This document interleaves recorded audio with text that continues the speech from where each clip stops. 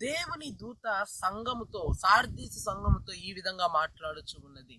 నీ క్రియలు నేను ఎరుగుదును, జీవించుచున్నావనే పేరు మటుకి నీకుంది గాని నువ్వు మృతుటవే. ఈరోజు సంఘములో ఎటువంటి కార్యములు జరుగుతున్నాయి అంటే, వారు ఉన్నారే గాని వారు దేనికి ఉపయోగపడరు. వారి క్రియలన్నీ కూడా పాపిష్టి క్రియలుగా మారిపోతున్నాయి. కపటమైన మనసుతో ప్రభువా ప్రభువా ప్రభువా నన్ను క్షమించు నాయనా, నన్ను క్షమించు నాయనా అంటున్నారు కానీ నిజమైన పశ్చాత్తాపం వారిలో లేదు. ప్రియ సంగమా, ఈరోజు దేవుడు నీతో మాట్లాడుతూ ఉన్నాడు. ఒక దేవుని బిడ్డగా మనం ఉన్నాము అంటే మనలో హృదయంలో పశ్చాత్తాపం ఉండాలా, పాపమును ద్వేషించాలి, పాపమును అసహించుకోవాలా. ఆ విధంగా మనం మారితే ఈరోజు దేవుడు దావీదును అభిషేకించినట్లుగా దేవుడు నిన్ను అభిషేకించబోతున్నాడు. దావీదు అంత ఘనమైన కృపను పొందడానికి కారణం ఏంటి అంటే దావీదు మీదకి వచ్చిన తైలాభిషేకం. దావీదు దేవుణ్ణి ఆరాధించు గణపరుస్తూ తనను తాను సరి చేసుకు ఉన్నప్పుడట దేవుడు చూశాడట. దేవుడు దావీదును చూసి దావీదు దగ్గరికి సమూయేలుని పంపించాడు. ఈ రోజు ఈ వర్తమానాన్ని దేవుడు నీ దగ్గరికి తీసుకొస్తున్నాడంటే కారణం ఏంటో తెలుసా?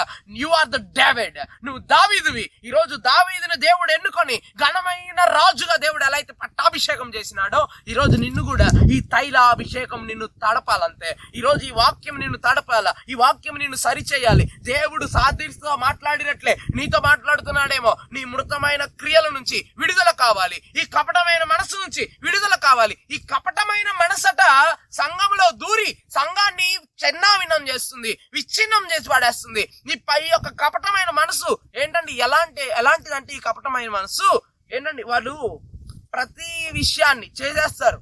ఫోనుల్లో పాపపు క్రియలు చూస్తారు, ఏదండి సినిమాలు సీరియల్ అని అనేకమైన పాపపు ఆలోచనల చేత హృదయం అంతా నింపబడి మొత్తం చేసేసిన తర్వాత నెక్స్ట్ సెకండ్ ఎలా ఉంటారంటే నేనేం చేయలేదండి, నేను ఇప్పుడు దాకా అప్పుడు చూసిందంతా మర్చిపోయాడు, చేసిందంతా నేనేం చేయలేదు అనుకుంటున్నాడు, నేను చేసిందంతా కరెక్టే అనుకుంటున్నాడు. పాపానికి అలవాటు పడిపోయినారండి.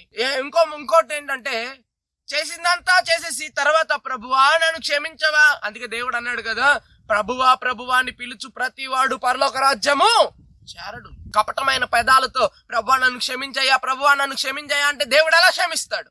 నిజమైన మార్పు కావాలా? ఈ కపటమైన మనసుకి విడుదల ఎక్కడ ఉంటది అంటే పశ్చాత్తాపం, నిజమైన రిపెంటెన్స్.